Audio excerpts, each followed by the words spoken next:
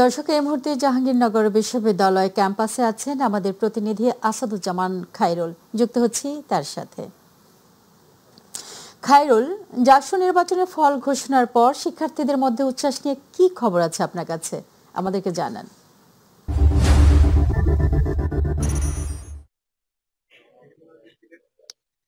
Jasmine, আপনি যেমনটি বলছিলেন, আসলে দীর্ঘ ৩৩ বছর পরে অনুষ্ঠিত হওয়া এই জাকসু নির্বাচনকে ঘিরে কিন্তু আমরা প্রথম থেকে উৎসাহ উদ্দীপনা দেখেছিলাম এবং মাঝে একটু সেই উৎসাহ উদ্দীপনার ভাটা পড়েছিল।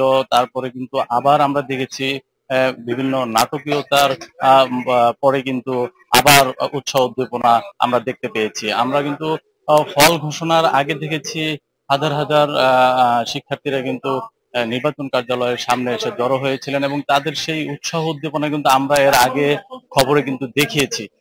এবং এখন যদি বলি, আসলে নির্বাচনের যখন ফলাফল ঘোষণা হলো, এরপরে কিন্তু আমরা যেটা আশা করেছিলাম যে আনন্দ মিছিল অথবা কোনো বড় ধরনের কোনো একটি আনন্দ কোনো পরিবেশের তৈরি হবে, কিন্তু সবকিছু চিন্তা চেতনা, আমাদের সব চিন্তাকে ছাপিয়ে কিন্তু ছাত্র শিবির প্যানেলের যারা ছিলেন তারা কিন্তু সংবাদ সম্মেলনের মাধ্যমে বলেছেন যে শিক্ষিকা আসলে মারা গিয়েছেন এই নির্বাচনকে কেন্দ্র করে, সেই শিক্ষিকার কারণে কিন্তু তারা শোক প্রকাশ করেছেন এবং সেই শোক প্রকাশের সাথে সাথে কিন্তু তারা বলেছেন যে এই কারণেই কিন্তু তারা কোনো আনন্দ মিছিল করবে না।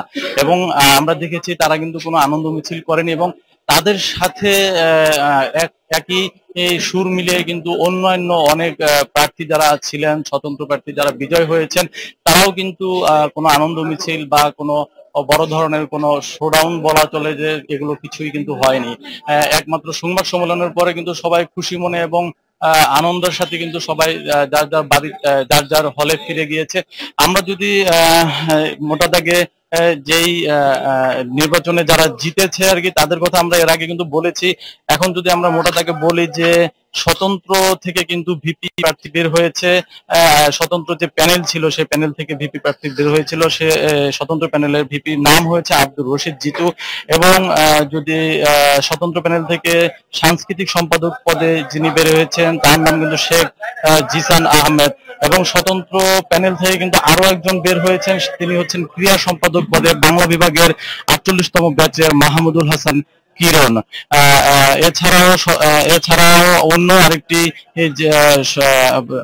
প্যানেল ছিল যেটি হচ্ছে বাকশাস থেকে কিন্তু সমাজসেবা ও মানব সেবা উন্নয়ন পদে হাসান লাবিব জয়ী হয়েছেন এবং বাকশাস থেকে কার্যকারী সদস্যদের মধ্য থেকে কিন্তু একজন জয়ী হয়েছেন, তার নাম হচ্ছে মোহাম্মদ আলী চিশতি।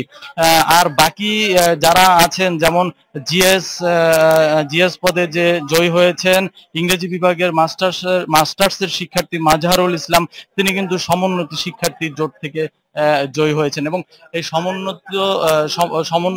সমন্বিত শিক্ষার্থী জোট কিন্তু আসলে ছাত্র শিবির সমর্থিত প্যানেল এবং তারপরের যতগুলো পদ আছে সবগুলো পদই কিন্তু হচ্ছে এই সমন্বিত শিক্ষার্থী জোট যেই প্যানেলটি ছিল সেখান থেকে কিন্তু বিজয় হয়েছেন। এবং আমরা যদি এখন বর্তমান পরিস্থিতি একটু বলতে চাই আপনাদেরকে, যে বর্তমানে কিন্তু আমরা ক্যাম্পাস ঘুরে দেখেছি, মানে ফলাফল ঘোষণা হওয়ার পরে কিন্তু আমরা ক্যাম্পাস ঘুরে দেখেছি, পুরো কিন্তু মোটামুটি নীরবতায় আছে এবং তেমন রাস্তাঘাটে কিন্তু আমরা তেমন শিক্ষার্থীদের জটলাও দেখিনি। এবং এছাড়া যদি বলি যে আইন শৃঙ্খলা রক্ষাকারী বাহিনীরা কিন্তু তারা এখনো ক্যাম্পাসে অবস্থান করছেন। কিছু কিছু সেকশনের আইন শৃঙ্খলা রক্ষাকারী বাহিনীরা কিন্তু চলে গিয়েছেন, বিজিবি বাহিনী কিন্তু চলে গেছেন ক্যাম্পাস ছেড়ে।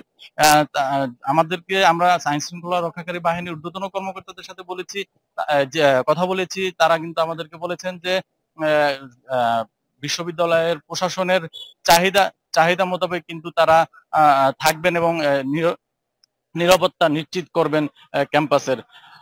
জাহাঙ্গীরনগর বিশ্ববিদ্যালয় থেকে নির্বাচন ফলাফল ঘোষণার পরবর্তী যে অবস্থা ছিল, আমার কাছে এই ছিল সর্বশেষ অবস্থা জাহাঙ্গীরনগর থেকে। খায়রুল, আপনাকে ধন্যবাদ। দর্শক, জাকসু নির্বাচনের ফল ঘোষণার পরবর্তী অবস্থা জানাচ্ছিলেন আমাদের প্রতিনিধি খায়রুল।